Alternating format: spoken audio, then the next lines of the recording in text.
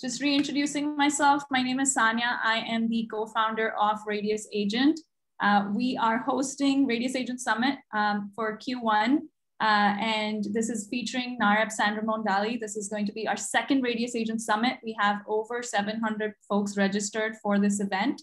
And I am going to now introduce Michael Bardales. He is our Director of Brokerage Expansion. He is also the president of the NAREP San Ramon Valley. You might have seen him at an earlier session.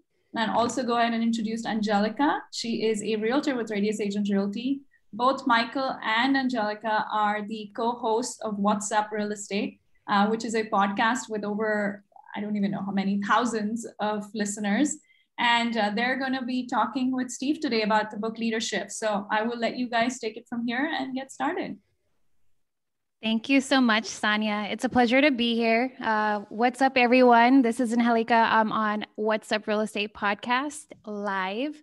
And today, me and myself and co-host Michael Bardales, we have the pleasure of sharing some insight on Leadershift, which is this lovely book here with our phenomenal friend in the business, Steve Peterson. So Steve, go ahead and let the audience know who you are in your real estate journey.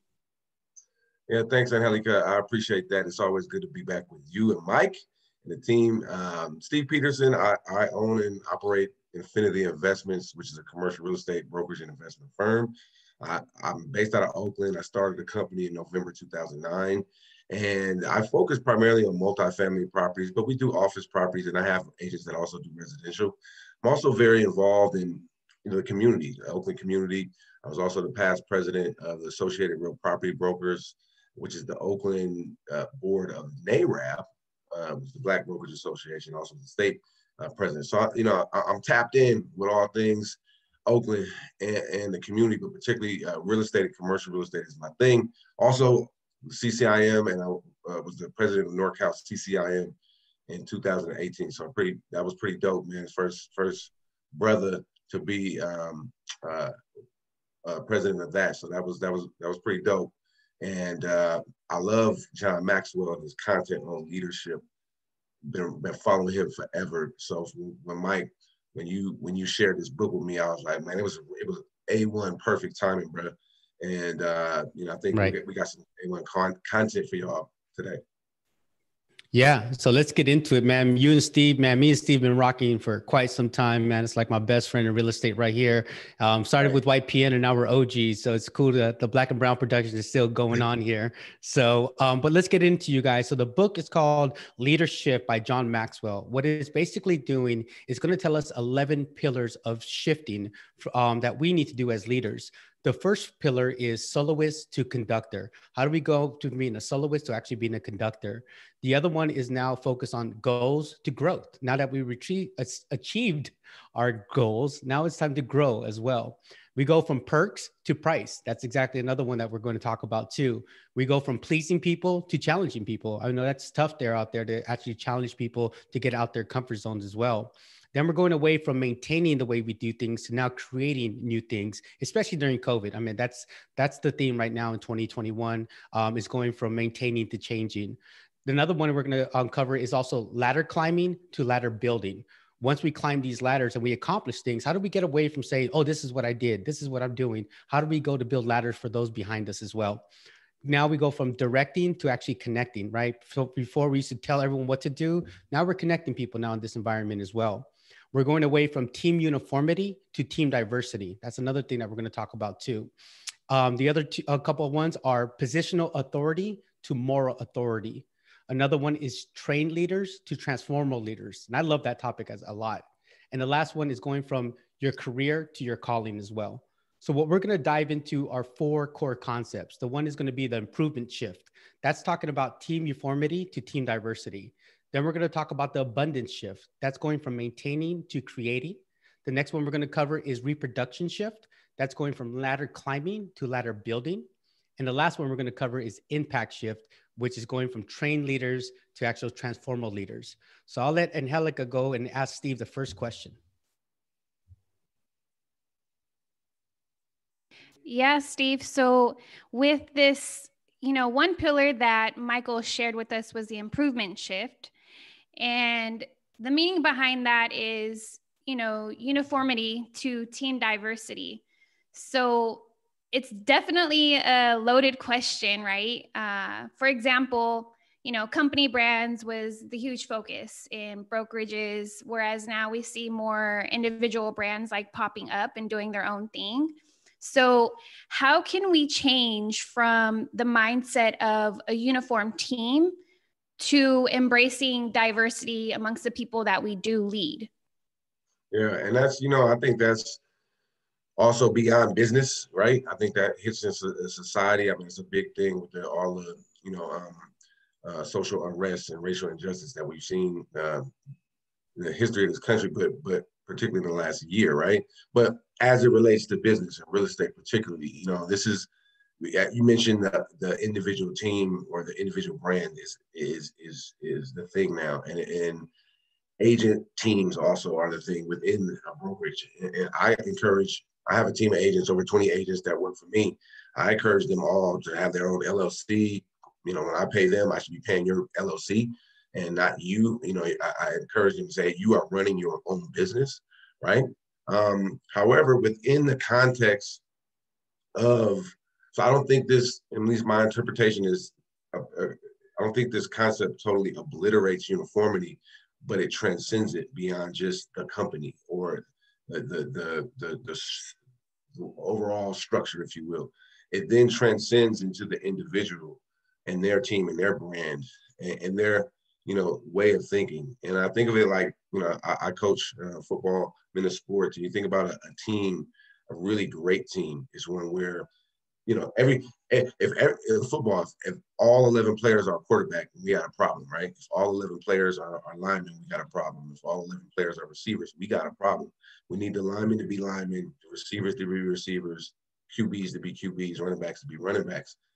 Everybody's got to play their role. The key is to play their role with excellence. And that, I think, is what I'm getting out of this book and out of the concepts from John Maxwell, is that, look, as leaders, now we need to see what people's strengths are, what their weaknesses are, and arrange them in a way in which that they can do what they do best and support that. But I think support that structurally. So that's why I think it doesn't completely obliterate uniformity, but it transcends it in a way where people can be themselves, and not have to we not all, robots, you know what I'm saying? If there has to be, you know what I mean, doing the boogaloo, there has to be some flavor and there has to be some culture within that, you know what I mean? And, particularly in real estate, man, I mean, we got the coolest business, y'all. I mean, we're in the Bay Area, everybody's in tech and all this. Real estate's the coolest business, all right? And so we have a lot of different people, a lot of different cultures, a lot of different, like we talk about, in my company, we talk about our negotiation strategies and how to deal with situations. And every single time there's some principles that apply everywhere, but you have to be able to connect with the individual in order to, push the ball forward. Whatever our principles are, they're not going to work if you may have this great negotiation strategy or this great marketing plan or this great sales plan or this great operational technology. But if you're not able to make the connections, then it's all worthless. You know what I mean? And that's what I see where we talk about team uniformity to team diversity, is figuring out what people's strengths are and helping them to play to that strength. You know what? Our role is, and we got to support that. I want to tap into this too. I mean, I want to add to what you're saying because I totally agree with all of what you're saying. This resonates with me a lot because, I mean, I preach this all the time to Michael and he gives me a hard time about it, but I'm my authentic self, and in business that feeds into what I do in my business. So I'm also going to plug Radius because that's who I am too. So like I work under Radius, the brokerage, and I'm still able to operate under my personal brand. So I'm still able to conduct business who I am. And, I think Radius has been a genius for that. And I think that they're moving to that pathway, which is great. So I see when brokerages support their agents with growth individually, like you said, like you create excellence. So I think, you know, it's just facts, like moving as an orchestra, basically. So I think that it's really brilliant to think this way. And if we talk about it, we're talking about an orchestra. Let's talk about Motown, what Berry Gordy did. He created the Motown sound, but had every individual there have their own uniqueness, right? The Jackson's Fives, the Temptations, all these people. To me, I've like, the Berry Gordy model is the shit, man. You know, you think about it, it's one mission, right? Uniformity. We all got to have a same sound. We all got to have that. But we knew when Marvin came on. We knew when the Temptations came on. We knew when Stevie came on, right? So that's definitely a great way of proving that it works that way, where we can all come at, have that one brand, but at the same time, embrace the diversity within that team. Right. Right. Awesome, man. So let's talk a little bit about the abundance shift from maintaining to creating, right? It's easy, and COVID disrupt the world, right? Yeah. But what we used to do to what we can do has changed dramatically, right?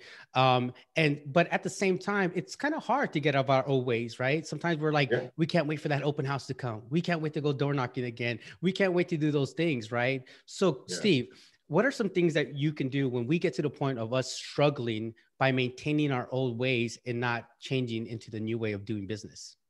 Well, you mentioned like the pandemic, right? And if there's one event that hasn't woke us up to, you know, things we need to change, is this pandemic, right? And for me, I'm in commercial real estate, and I'm sure you guys who are in residential as well. A big part of how we lead generate is banging out the phones on cold calls, but particularly in commercial, it's a different kind of a business. In terms of the clientele and people you deal with, most of the deals, and I say most because most of the deals that trade don't actually even hit the market, right? So it's a different world. In the pandemic, when it first hit, you know, some people in the business were like, "Hey, everybody's gonna be home. Let's call them. Let's call them." For me, I took a step back, man. I backed up and was like, "Look, everybody's stressing right now. You know what I mean? I don't want to be. Let me think about this different. You know what I mean? Let me not just bang out these phones while people going through the pandemic, wondering if they're going to have a job, wondering how they're going to feed their kids, what's going on." And so for me, what I did, and I think this is a microcosm of just change in general, what we thinking abundantly, meaning that you don't have to also take a little bit of a risk, just a little bit. Well, I did it, said, I'm going hard on these videos, man. I'm going to do these videos. Been doing some videos before, but I was like, I'm gonna spend a lot of the time in my daily time slot where I was banging the phones out cold calling. And believe me, I still cold call. But at that time, I said, I'm gonna take a couple months off of the cold calling and go and do these videos, in the sense of, let me do these videos to, you know, attract business from a different way. And it wasn't not just attract business, right? I said, let me add value. Let me bring value to the table. There you go. And thinking of, well, what does my ideal clientele want to hear? What does my ideal clientele, want to learn? What do they need support with, right? And so for me, it was okay, well, I got to do these videos, you know, and that was a tangible thing. It wasn't like something in the world where I'm, just pie in the sky thinking. It was all right, this is a tangible shift. Now I think about this, I'm giving away a lot of content, maybe giving away content to competitive commercial brokers I'm working with, whether people may listen to this content and never do business with me, right? But the thought is I'm bringing value. And if I bring value, then the marketplace will respond with business. You know, I've got to be on my hop to make it happen. But that was what I was thinking. And so I brought that idea to my team as we were going through. And we also changed our sales meetings from physical meetings to obviously Zoom, right? Which, by the way, for me, increased attendance at my sales meeting. So it actually kind of was a I don't know about y'all brokers out there, if you do sales meetings, dude, my attendance at my sales meetings like doubled or tripled during the pandemic. And it was just one of those little things. But going back to the video, it's just something you got to continually, especially with this technology age that we're in, continually be looking at ways to think bigger in a way where you are bringing value. And I think so much of the old model of how we do things, but especially in commercial, residential too, but especially in commercial, the old model of how we do things is this scarcity mindset of only hustle, hustle, hustle, hustle, and I can only double in deals, and I'm not going to share with other brokers. I'm not going to cooperate. I'm not going to do all this, and me.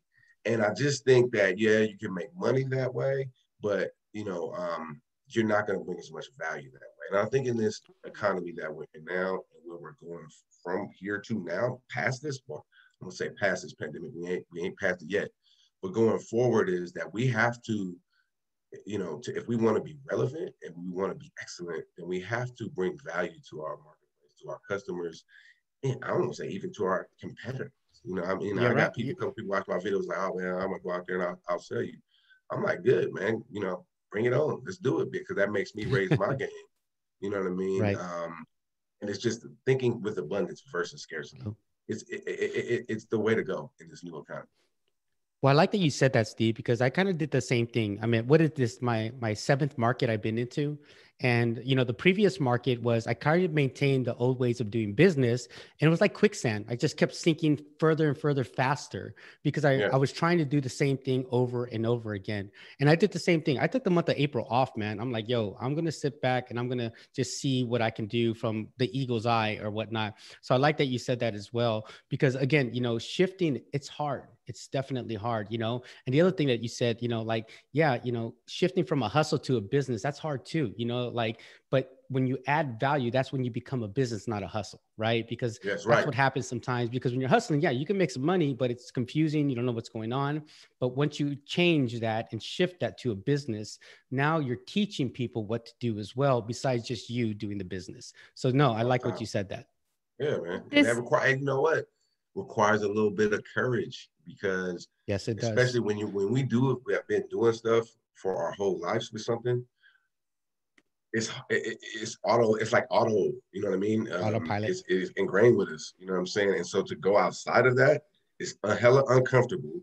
And then it's like you start thinking about all the negative things. All the negatives. So it requires some courage, y'all. But that's what is required of us leaders. And Correct. Now and going forward. Yeah, shift to, go on. Finish your thought, Michael. No, what I was going to say is this, and I'll end with this, was that fact that in order to be courageous, you got to be in a state of fear. So that's the thing about it, right? Like, to be courageous, you got to be in a state of fear. So naturally, that's what takes us to be past fear, is the courage that you're talking about, Steve. Yeah, man. So this question was definitely great. I see people in the chat saying that your videos are fire, which they are. But this shift to creating uncommon opportunities, then leads to our next shift, which is that we want to discuss, is the reproduction shift. So ladder climbing to ladder building. So the shift is ladder climbing to ladder building, but what's important to identify with this is, we all want to climb the ladder, right? Like all of us, we should, but however, like once we do climb this ladder, it's time to build a ladder for others. So, you kind of already pointed it out a little bit with like your videos that you mentioned. But what are some, ways leaders can build ladders for those in our industry and even for our younger generations? Yeah, especially for the younger generation, right? Because that's what we're doing this for. You know what I mean? If you got kids, that's what you're doing for. If you don't got kids, you may have them. If you don't have them, there's people in your community that, that's what we're doing this for, guys. And the difference between I see ladder climbing and ladder building is the focus. Because in the ladder climbing, it's about you. You know what I mean? You are climbing the ladder. You are going up, which, like you said, you had best be wanting to do that if you're in real estate, right? You don't want to stay at the bottom of the ladder. But the shift from that point to building the ladder is now the shift go from me to my people. Feel me? It goes from me to the people, because now I'm not saying I'm not concerned with myself, but I'm building the ladder so they all can come up. And guess what though? When they come up, we come up. You know what I mean? But the shift has to go from you to them. And I'll break it down with my experience, right? So starting a company, when I got going in 2009, I was all about like, I'm just breaking away from my old brokerage. I want to do my own thing. I want to do my own hustle. So all these foreclosures, I'm going to make money, which was the case. And then when I would get agents, I would be like, look, I'm running this business off my production, off me getting money. You guys, go out there and hustle, make it happen. Let's go together. in this independent world. I'm really independent, and I figured that everyone else, when they came in, they would just be like me and hustlers and out there getting it. And of course, that ain't it, right? And, 11 years later, 11 going on 12 years later, what I'm figuring out now is that the company is not about me. You know what I mean? It's about my people.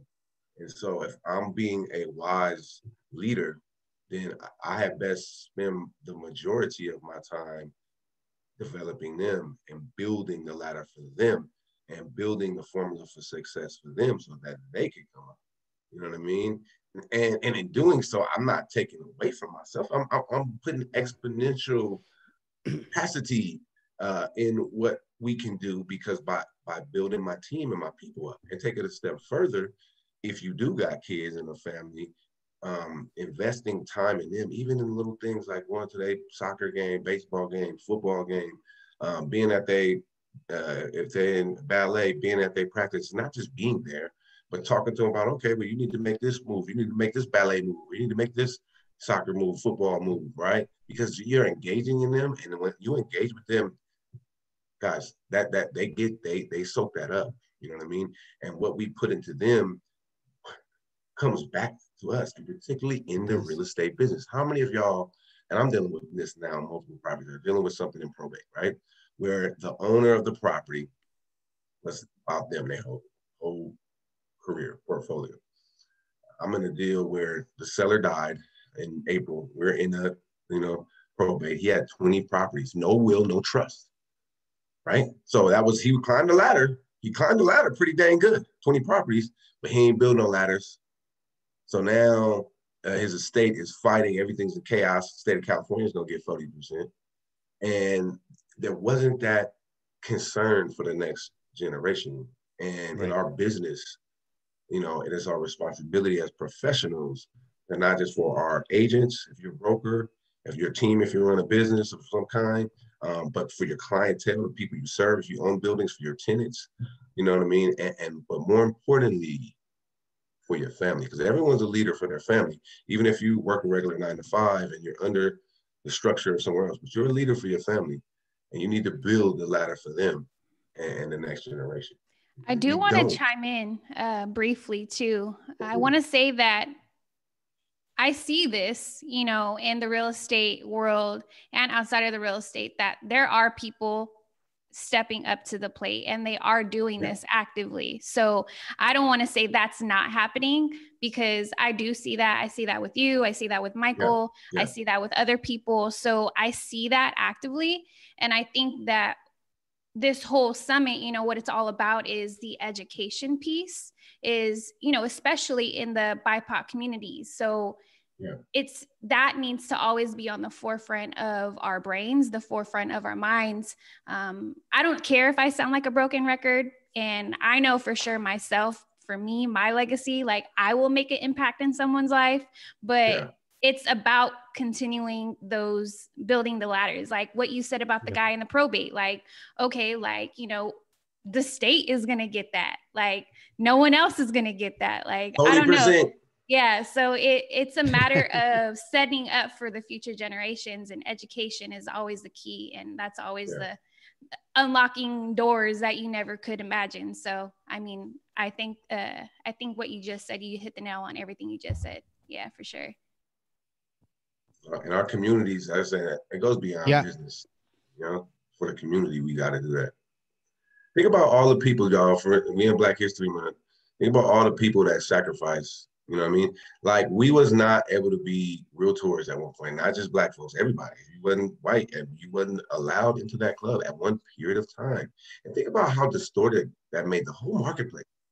You know what I mean? But for us to even be here and have this summit and have this content, and as people from all races and backgrounds, it was because somebody built a ladder for us. You know what I mean? And it ain't perfect. We got a lot of work to do. But somebody sacrificed, and somebody went out there. If it wasn't for them, we wouldn't even be having this thing here right now. But we are at what ladder can we build for the next generation? Well, I like what you said too, because sometimes when we think about ladder building, it's not necessarily us building that ladder, right? Like, I'm going to fish for you. I could show you how to fish, right? And sometimes it's exampleship. That's how you build ladders, right? So like what you're doing is an example to your family, to the people around you, and especially to our culture, right? They need to see examples of something different. And by building ladders is actually by actions, I believe, not necessarily by sitting there saying, hey, I'm going to build this for you up. It's just, showing them that. So, and that takes me to the next segment here about the next pillar, where we're going from trained leaders to transformer leaders. Like, it's great to make money, but it's better to change lives. You know what I mean? Like for me, it's fire, and from that, and with the ladder building, just before we transition into that, a lot of us get to a point, and when we get to that point, some of our conversations tend to be about ourselves. Oh, I did this to get here. I have this many followers. I'm doing this many production. This. You hear it a lot, Yeah. And even myself, sometimes I'm victim of that. Like, oh, guess what I just did, and guess what I just accomplished, and so on and so forth. And to change that narrative to like, okay, now that I'm here, what can I do to get the next person here? And that's going into the next question here is like, we train our people, but how can we do it in a way that's impactful, that's actually transforming their lives, their community, and the culture around you? So what are some of the things we can do to take them from trained agents to transformational agents? Yeah, man. And that's a big one right there, because and training is important, right? And that's a big thing. As I grow in my company, we got to be trained on our scripts, what to say, our contracts, how to analyze property, all these things, very important. But if we don't make an impact on them, if we don't connect with them on a different level, then they're not gonna, be like what you're saying, transformative. And they can maybe in here as it relates to numbers right, in business, they can maybe produce, they can do some deals, but they can't, they can't excel. You feel me? Correct. They can't flourish. They can close some deals that way, but most of us, we get into this business because we want to flourish. We want to do something big, and you're not going to be able to do that if you don't, you don't have to go through this transformative process, right? And I think what's important in that way is really connecting with people in a sense of what is their pain points, man. When I sit down every year, I've been doing this for the last few years. In January, we all set our goals. My company, I schedule time with each of my agents. I don't have 200 agents. I got 20-some agents. One day I might have 200 agents, but I schedule time with them so we can get one-on-one. So I want to share, get to know them. What is their, goals? What are the numbers they want to hit? But more importantly than that is what is their vision for why are they doing this business? Why do they want? They say they want to do 10 million, close 20 deals. Well, why? Oh, I want to make money. Well, okay. What do you want to make the money for? Oh, I'm gonna, getting that connection with people. It always leads to some sort of pain point. What I find is that people want to, like, I came up in East Oakland, right? I wanted to move to the hills because every time I would be on the bus going to Oakland High, I would be looking at the hills and like, man, that's a fat house. You see the houses over there. And I was like, man, that's a fat house. They could probably see the whole bay from there. And you know what I'm saying? Basketball player Brian Shaw had a house up there. And I was like, oh, man. yeah. And I was just thinking it would be such a peaceful place to live because I'm hearing gunshots every night. I have to walk through 3 different dope turfs just to get to the bus station so I can go to school. You feel me? So it wasn't just like, oh, I want to be there and nice, have a Rolls Royce. It was like, man, that place of peace. I wanted that. You know what I mean? And every time when you sit down and talk to people, they're going to, you get into like deep into, not just how many deals you want to close, but why you want to talk, when you get there, it's going to be a pain point. And when you figure out what that pain point is, and you say, well, look, these goals, we're going to work with them together. We're going to accomplish this together. But it ain't gonna happen. It's not gonna happen with what you've been doing to this point. I like what you said. I like what you said right there, Steve. Like 2 things that really resonated with me. Obviously I'm a plug in our brokerage right now too, Radius Agent, Realty. I'm the director of broker expansion. And when I first started recruiting people, I used to just fire off, this is what we can do. This is what we can do. We're amazing here. Da, da, da, da, da, da. And they were like, see you later. you know, and then now the first 20 minutes is about, hey, so what are you looking for in a brokerage? What is it that you're looking for in regards to that, right? And then it's like the 7-layer deep, right? Like, you know, why? So it's so funny when you mention that, because for me, my why, people ask like, why did you get in real estate? Was it because of architect? Was it because of this? I said, because of diapers. You know, like, I mean, because of diapers. I was at 24-hour fitness doing really good at what I was doing. My wife was doing really good at what we're doing. And then she pulled out WIC.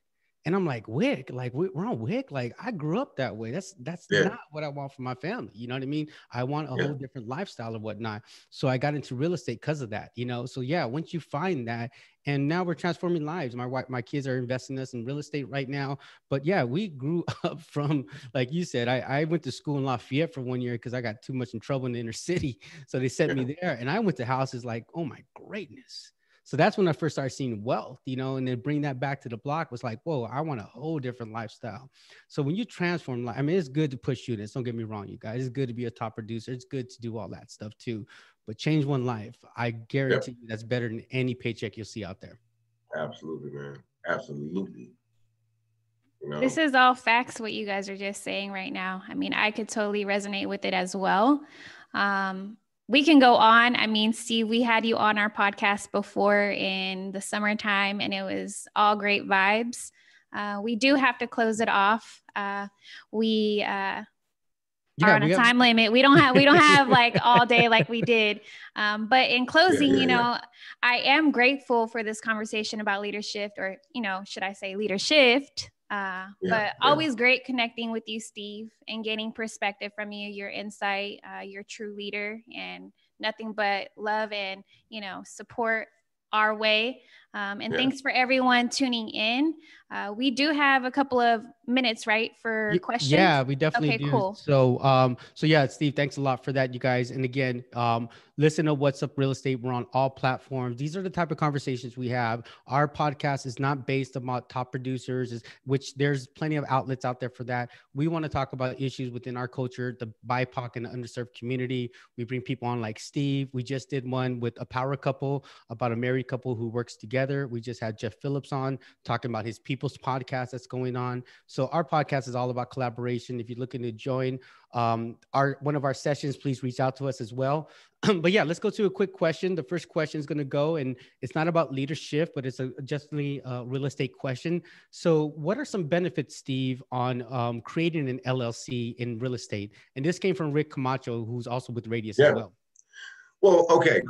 Excellent question. Okay. First of all, it goes to mindset. When you do this now, when you go, you have to form the papers. You got to go through that.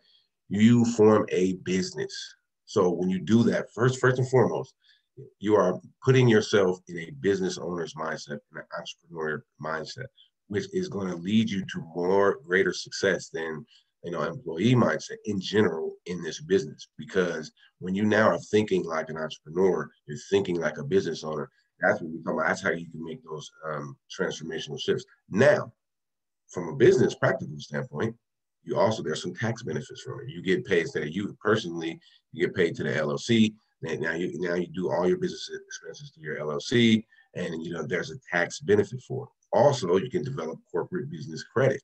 Okay. And then you can start making moves. You can open up a business account.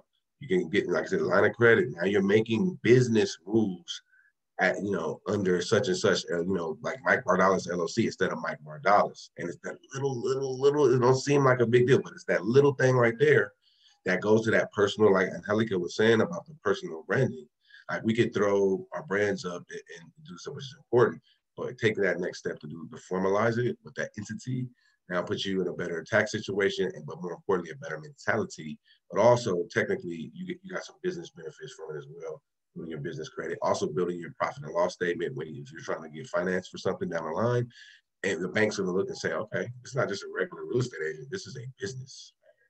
Exactly. So a couple of benefits. Yeah. So again, look out for Steve's video. He's on YouTube, Infinity Investments. Look out for him. He has tons of videos out there. And again, everyone's asking me what the podcast name is. It's literally What's Up Real Estate. Again, it's with Angelica, Ojeda, the Soul Realtor, Michael Bardales, the Latinx Realtor. Thanks again, Steve. Y'all stick around. We got some last words. However, I want to bring out Kaylee. Kaylee, are you there? I'm here. Kaylee, thank you so much for allowing us to do our podcast live here. It was the first time we did it. It was very exciting. Love talking about the topic. So I'm going to turn it over to you and let you talk a little bit about Radius and get that next raffle out. Right on. Okay, I'm going to share my screen. All right. I think we're all pulled up here. Michael, thank you so much.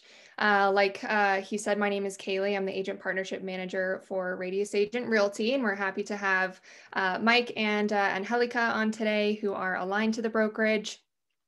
For those of you who missed it at the top of the call, kicking off Summit, Radius Agent Realty is our virtual modern brokerage. We are currently licensed in Colorado and California, some pretty exciting expansion plans through the rest of the US. So keep following us on social media so that you can see where we're headed. What I'm showing you today is all of the areas in which we are supporting our agents. So most importantly, branding center. Angelica put it really well. Something that's really important to us is to make sure that the brand of the brokerage never overshadows the personal brand of an agent. And so we put a lot of work in helping our agents establish their personal brand, down to a color scheme and a logo, all of which extends through your marketing assets.